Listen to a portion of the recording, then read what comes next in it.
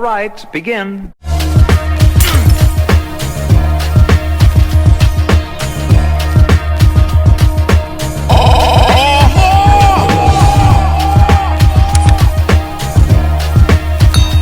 Hold up. I'm gonna.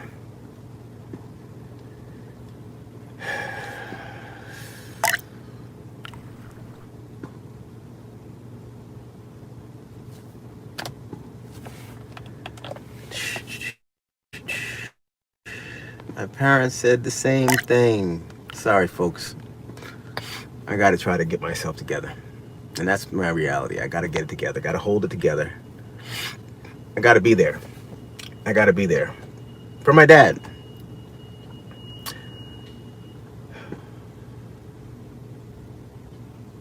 For my dad.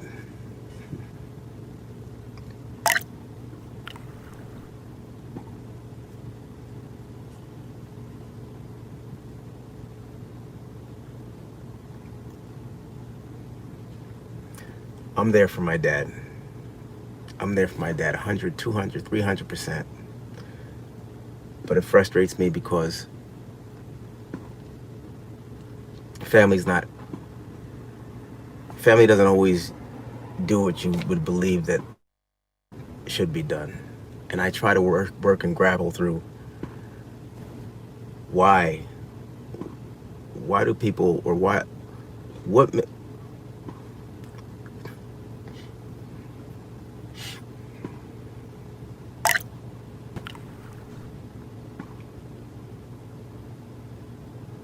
make somebody not go to their own mother's funeral?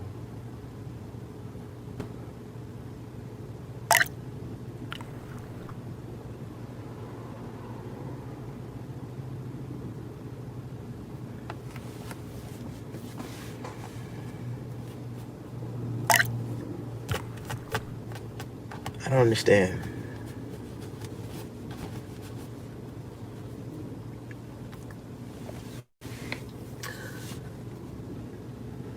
I don't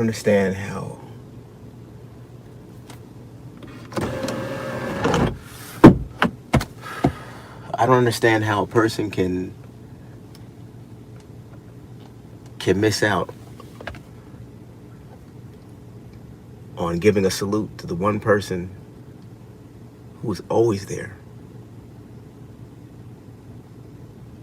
who always shows support. I don't understand how a person cannot go to a funeral and hold up the one person or the family member that you do have, the parent that you do have left, and just move on and keep it moving. I don't understand that. I don't understand how to keep loving somebody who could cause that kind of pain.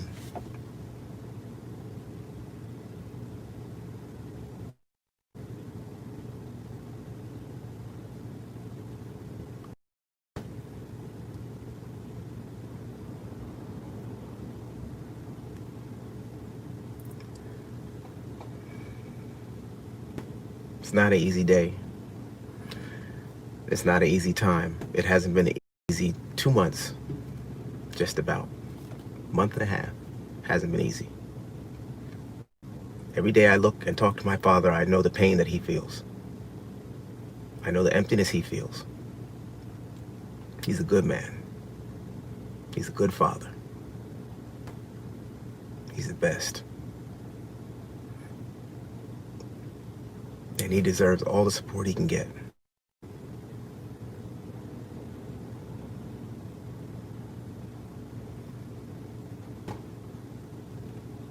My dad's coming over today.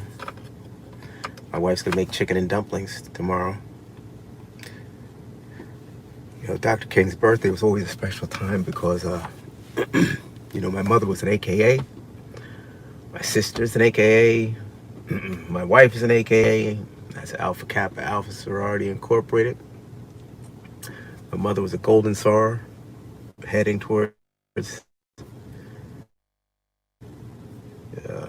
whatever comes after that. I don't know if it's like a diamond. I think it's diamond diamonds, or she was heading there. She was heading in that direction, folks. To me, she's a diamond. She's beyond a diamond.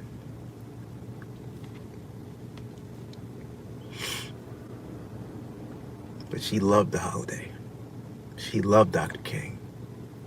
My father used to go to schools, various schools, and do the I Have a Dream speech.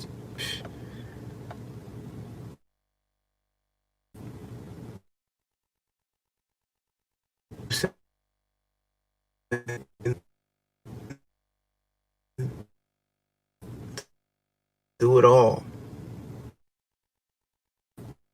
Big cookie. I just think it's wrong. I just think it's wrong not to show, if you love somebody, then be there for somebody.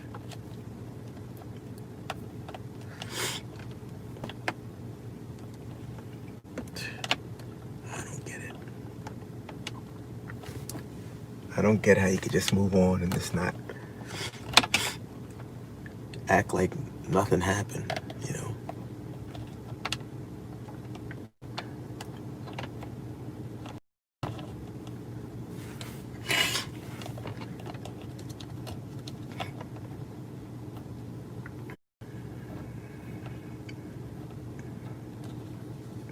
It causes pain all around, you know.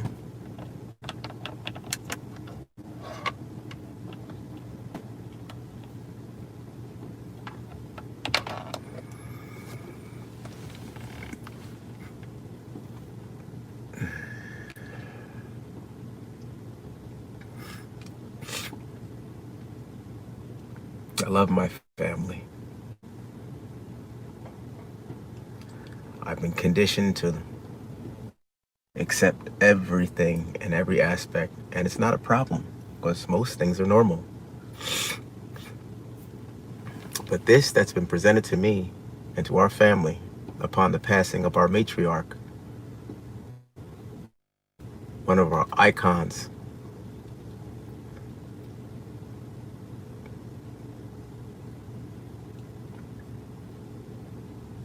I just don't understand. I can't see beyond the mountains. I can't.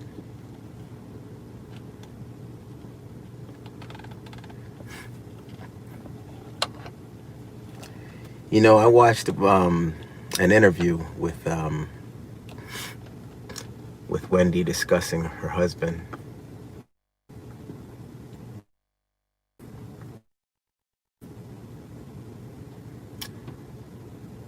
And the fact that she was able to move on because, or that she was able to tolerate things because she has a son. And the son needed to have a father.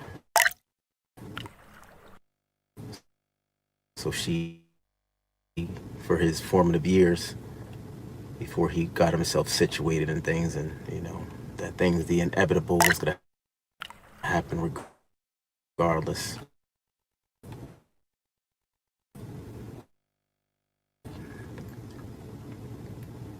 You know,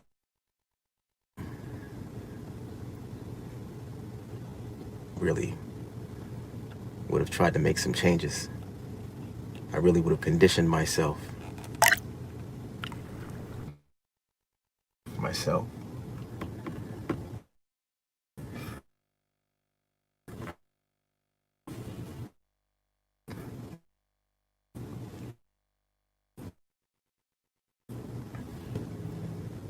But we were that my mother would expect. As my friend Mike says, this is all bullshit sometimes, but you know, it's cold. It's cold. You hear me all the time. It's a cold world we live in. My father always says, at the end of the day, nobody cares. Well, that might be true, but I have to try to negotiate my mind and negotiate my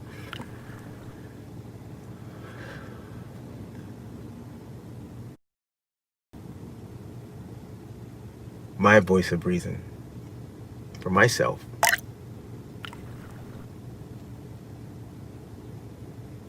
mental health is serious. And I'm a thinking man. Generally, it's to myself. Lately, it's been to the and but it's been just regular, listening to all the passings. And I came to you all to just share my morning, and then to see that one person lost a brother this week, and it's, come on now, it's all the time. Mothers and fathers and passings and everything. I think it's just everything. There's everything that happened here with me starting this and me having COVID happened for a reason. It prepared me for my mother's passing. It gave me the strength. It guided me to people who were looking for positive vibes. It brought out the best in me. And for me to have to continue being as organic as possible. My life's not perfect.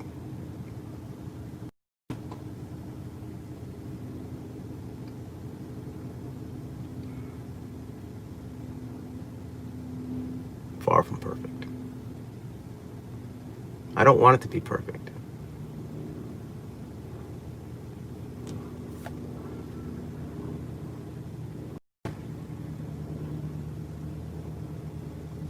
I just want to know some answers. I just want to be able to understand some things.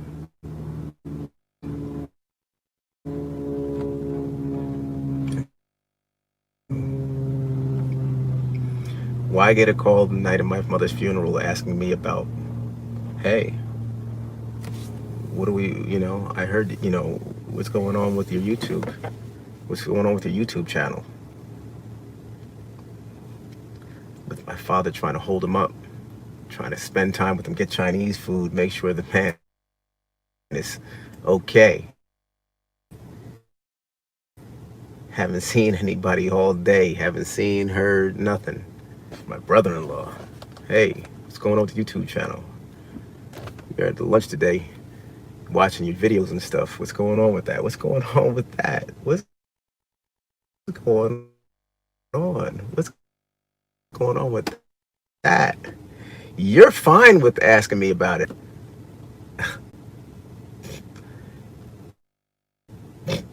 She's still in town? Really? Wait, I thought she was back in New York.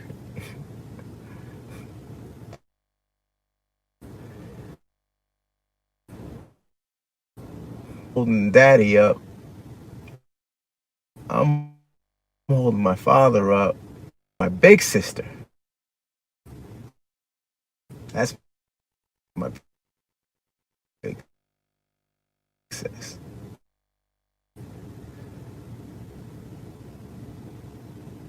She's out there watching my videos with,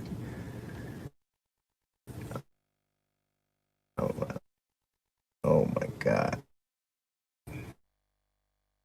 You, Tommy.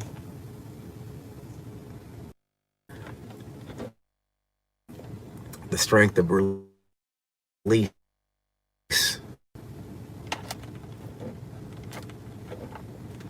Very, very lucky. Just very, very lucky that everything worked out. Did a hiatus. No time to just, a little time to just get my mind right and wow and whoa, and took time out. My family. I love my sister. I do. I love her. Love her to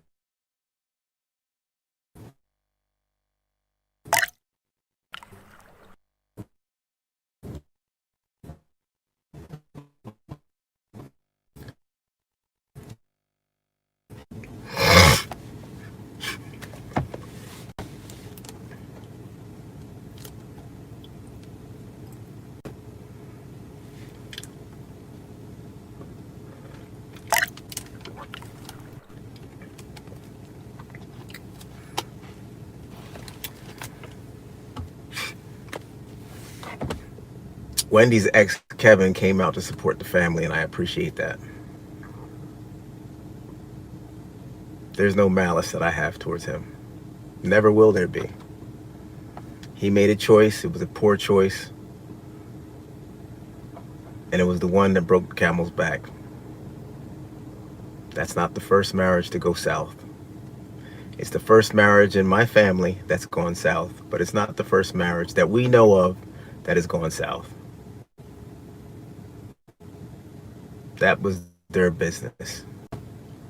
She handled her business the way she felt necessary. I respect it. I stay away from it.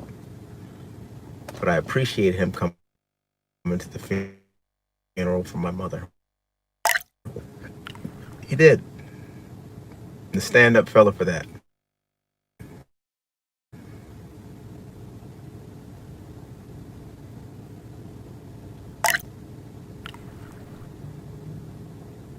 He has no influence over how Wendy spends her time now. She's a single woman, as she says. She's single. She does what she wants to do. She dates who she wants to date. She spends time doing what she wants to do. That's why I'm caught up in my thoughts. Because why wouldn't you come to your mother's funeral? Why?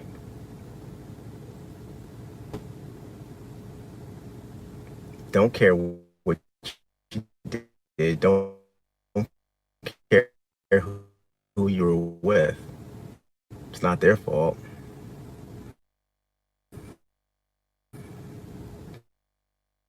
And I have a father he needs, because I've got to fill that gap that he felt that day. Because he should have had all of his kids around him.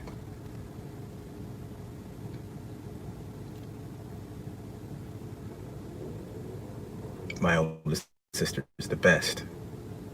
The best. When I'm working and doing what I need to do, she's filling in the gap. She's doing it all. Doing the most. When I have an opportunity, I'm picking them up. I'm trying to do the very best I can. Relentless.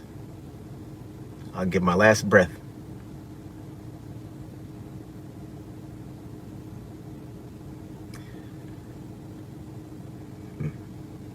He watches her show every single day, just like my mother's, just like my parents used to do together. And that's the thing that pains me the most. I can't even look at the show. I can't look at the show. Not because I don't love my sister. I love her to death. But I just don't understand.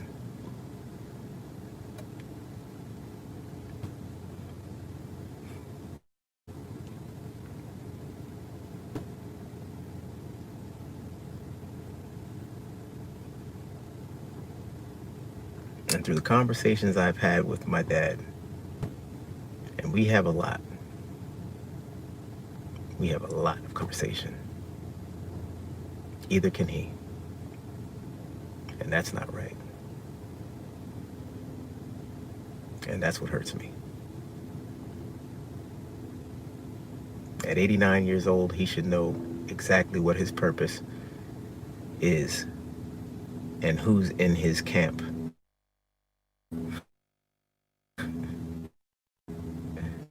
You know, and why things happen around him, you know, especially by the family. He's left us with no uncertainty. For a moment of my life, I never doubted the love that my parents have for me, ever. Never doubted the support that my parents had for me, ever. Ever.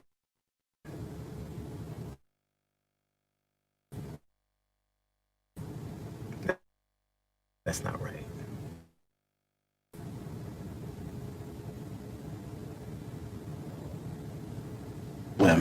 Play some tennis. Open your eyes to this. Feel better.